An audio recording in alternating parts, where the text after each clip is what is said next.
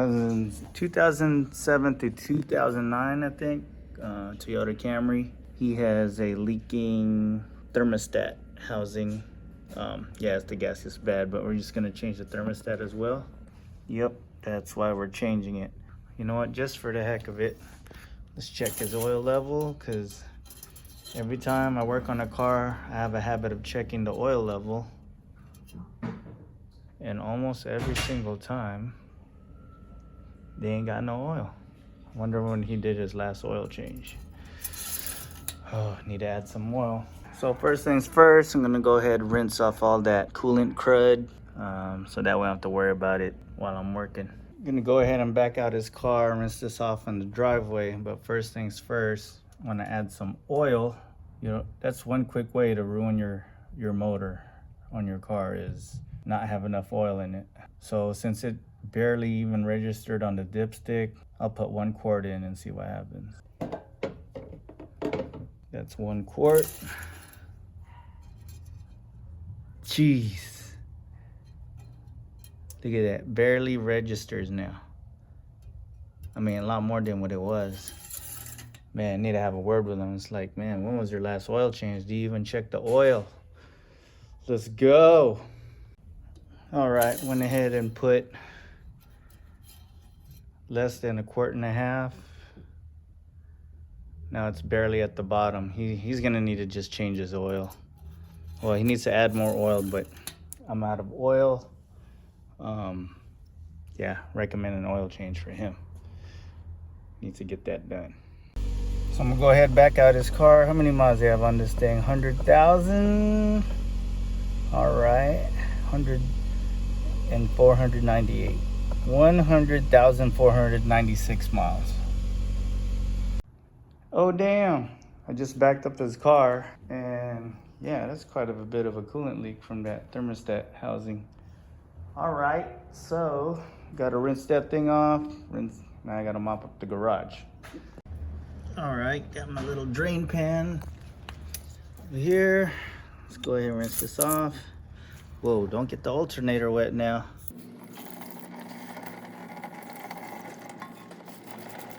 Why'd they put it so close over there to the alternator? That ain't right.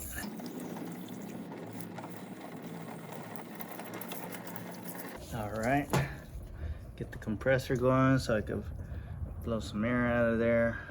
Make sure alternator didn't get damped or whatnot. You gotta avoid electricals. Actually, let me go ahead and mop up first. That way this will be nice and dry by the time I get back. Go ahead and move this car back in. Stick shift Camry. Got the stick shift. Here we go. So 2 nuts. Usually on the Hondas it's a bolt. All right, we'll take those 2 10s off and see what's up. All right, I always forget to talk about what tools I'm using. So I got my Milwaukee M12 1/4" cordless ratchet with a 3/8 adapter.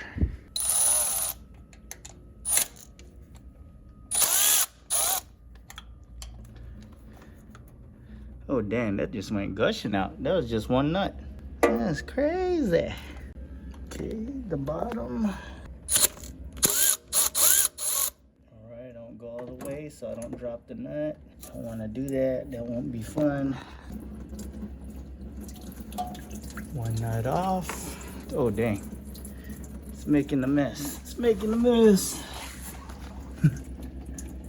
Oh, maybe not. Just sounds like it. Top nut off. Woo, nobody to talk to today. I'm all by myself here in the garage.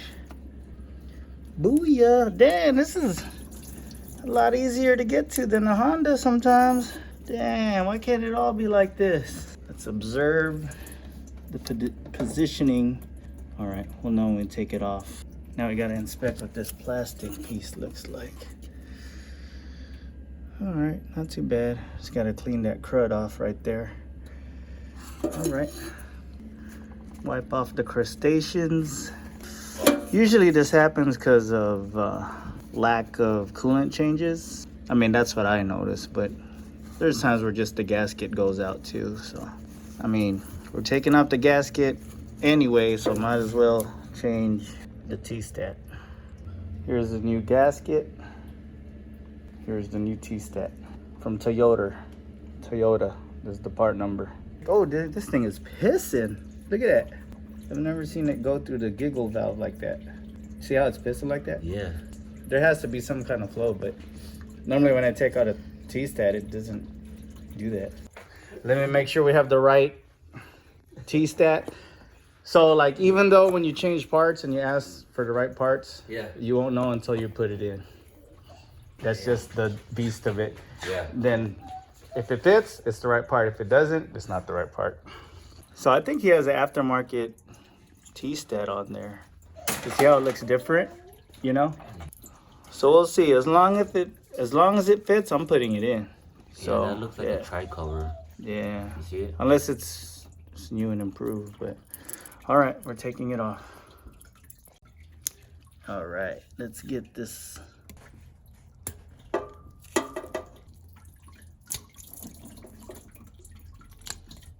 Try not to make a mess, and what do? Make a mess.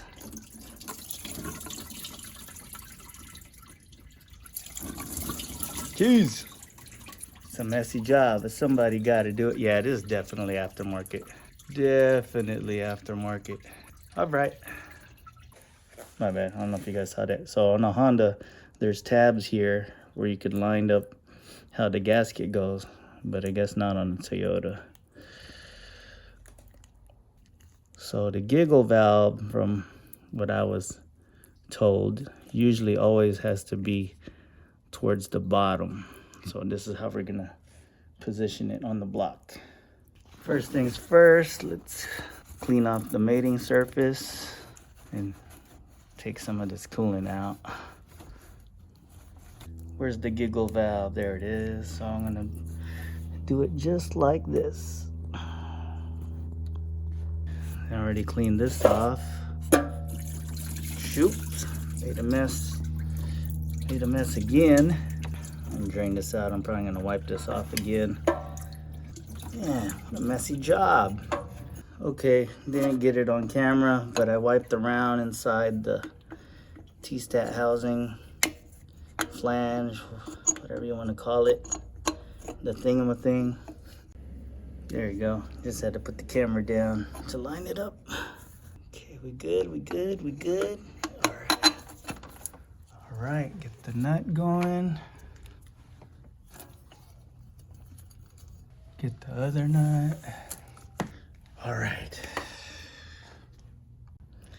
I'll go ahead and do it by hand. First, get it seated. Then I'll use a ratchet. I'm gonna use the cordless ratchet this time. I don't want to over torque this. Torque it. Notice I'm holding it really close away from the handle, so that way I don't over torque this 10 millimeter. Usually it's between, I think I remember about 7.9 pounds on these, around there. Quote me if I'm wrong, but not too loose, not too tight. If you really want to know the torque specs, you could always look it up. All right, top is tight. Just give it a few more snugs in the bottom. All right, we are good. Cool. Damn, why did I even put a freaking drain bucket under here if it's gonna do that? I got more work to do. Yeah, it's already in. I just gotta put coolant in it.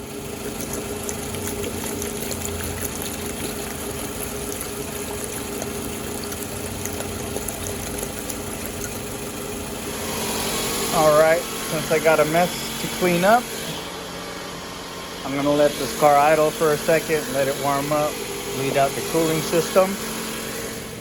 Clean up, everybody clean up.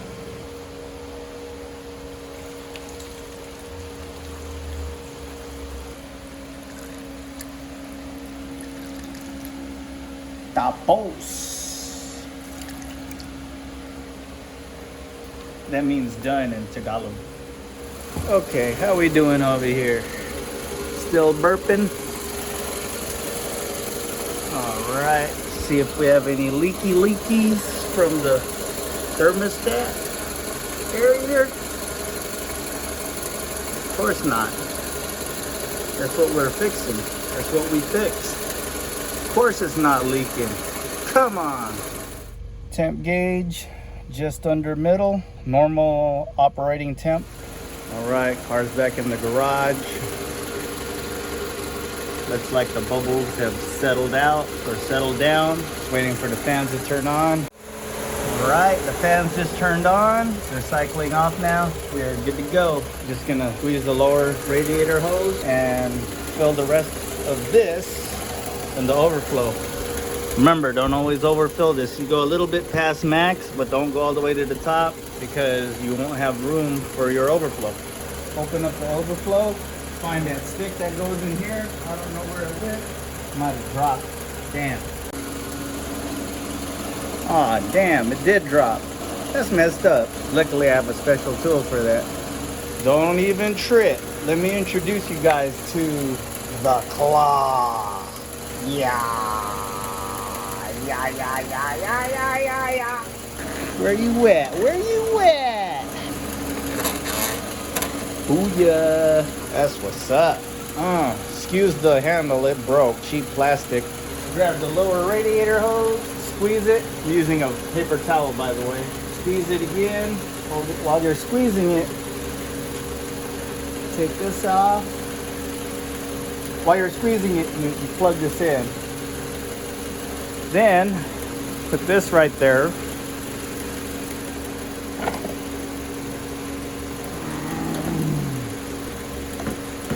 That's terrible. There we go, got it out. So for this, I usually like going a little over max line. Just don't go crazy.